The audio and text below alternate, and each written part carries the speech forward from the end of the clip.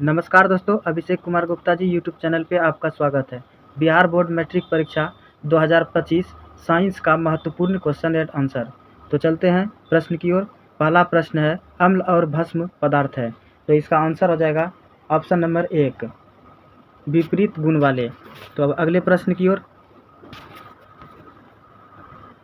वे सभी पदार्थ भस्म कहे जाते हैं जो जल में घुलकर किस प्रकार के आयन देते हैं। वे सभी पदार्थ भस्म कहे जाते हैं जो जल में घुलकर किस प्रकार के आयन देते हैं। तो इसका आंसर हो जाएगा ऑप्शन नंबर 1,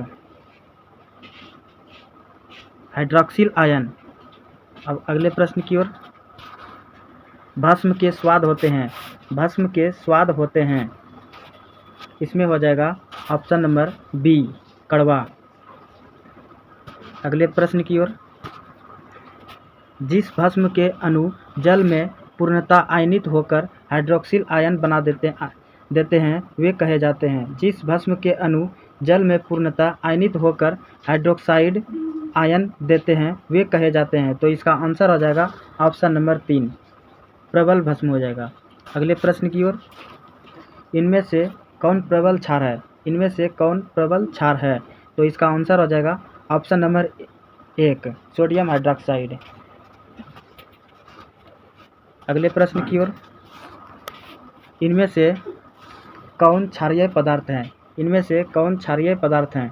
तो इसका आंसर आ जाएगा ऑप्शन नंबर सी, चूना। अगले प्रश्न की ओर। कौन सा पदार्थ लाल लिटमस को नीला कर देता है, कौन सा पदार्थ लाल लिटमस को नीला कर देता है। तो इसका आंसर आ जाएगा ऑप्शन नंबर बी, क्षार। अगले प्रश्न की ओर। निम्न में कौन भस्म नहीं है, निम्न में कौन भस्म नहीं है। तो इसका आंसर हो जाएगा option number C, sodium chloride. अगले प्रश्न की ओर। निम्न में कौन प्रबल भस्म है, निम्न में कौन प्रबल भस्म है। तो इसका आंसर हो जाएगा option number B, potassium hydroxide. अगले प्रश्न की ओर। जल में घुलनशील भस्म क्या कहलाते हैं, जल में घुलनशील भस्म क्या कहलाते हैं। तो इसका आंसर हो जाएगा ऑप्शन नंबर 1, क्षार। अगले प्रश्न की ओर।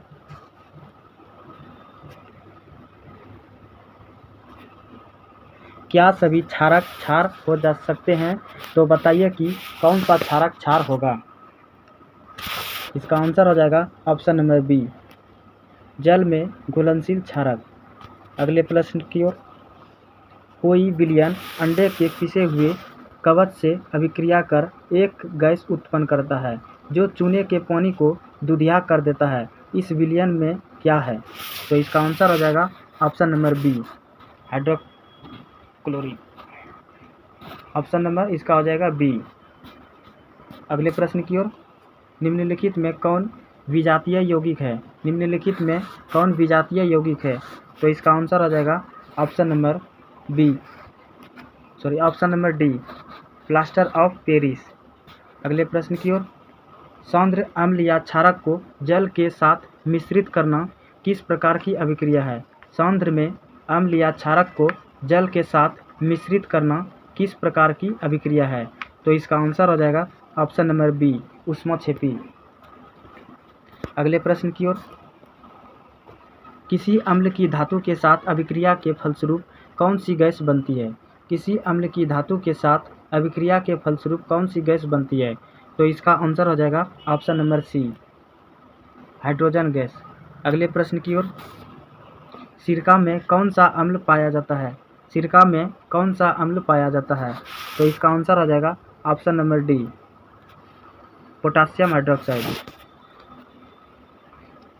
अगले प्रश्न की ओर। निम्न में कौन अम्लीय है, निम्न में कौन अम्लीय है। तो इसका आंसर हो जाएगा ऑप्शन नंबर बी, शुष्क हाइड्रोक्लोरिक का जलीय घोल, HCl का जलीय घोल। अगले प्रश्न की ओर। निम्न में कौन दुर्बल अम्ल है, निम्न में कौन दुर्बल अम्ल है। तो इसका आंसर हो जाएगा ऑप्शन नंबर डी, CH3COOH। अगले प्रश्न की ओर। कुछ ऐसे पदार्थ होते हैं जिनकी गंध अम्लीय या क्षारकीय माध्यम में बदल जाते हैं, ऐसे पदार्थों को किस प्रकार का सूचक कहा जा सकता है? तो इसका आंसर हो जाएगा ऑप्शन नंबर बी, गंधीय सूचक। अगले प्रश्न की ओर।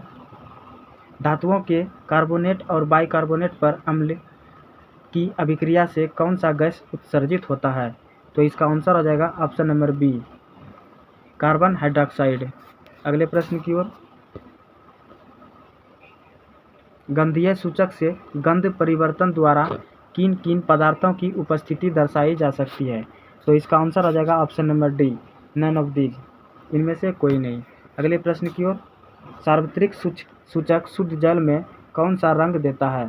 सार्वत्रिक सूचक शुद्ध जल में कौन सा रंग देता है? तो इसका आंसर हो जाएगा ऑप्शन नंबर बी, हरा। अगले प्रश्न की ओर। तांबे के बर्तन में खट्टा खाद्य पदार्थ क्यों नहीं रखनी चाहिए? तो इसका आंसर हो जाएगा ऑप्शन नंबर बी, खट्टे पदार्थों में अम्ल होते हैं जो तांबे से अभिक्रिया कर पदार्थ को दूषित कर देते हैं। अगले प्रश्न की ओर। चूना जल में कार्बन डाइऑक्साइड प्रभावित करने पर श्वेत अवक्षेप बनता है, यह श्वेत अवक्षेप है, तो इसका आंसर हो जाएगा ऑप्शन नंबर सी, CaCO3 का। अगले प्रश्न की ओर। सोडियम कार्बोनेट एवं सोडियम बाइकार्बोनेट पर हाइड्रोक्लोरिक अम्ल की अभिक्रिया से कौन सी गैस मुक्त होती है? इसका आंसर हो जाएगा ऑप्शन नंबर एक, कार्बन हाइड्रोक्साइड, कार्बन हाइड्रोक्साइड। अगले प्रश्न की ओर। सोडियम हाइड्रोक्साइड के विलयन के साथ जिंक को मिलाकर गर्म करने पर कौन सी गैस निकलती है? तो इसका आंसर हो जाएगा ऑप्शन नंबर एक, हाइड्रोजन गैस। अगले प्रश्न की ओर। निम्न में कौन सा कथन सही है?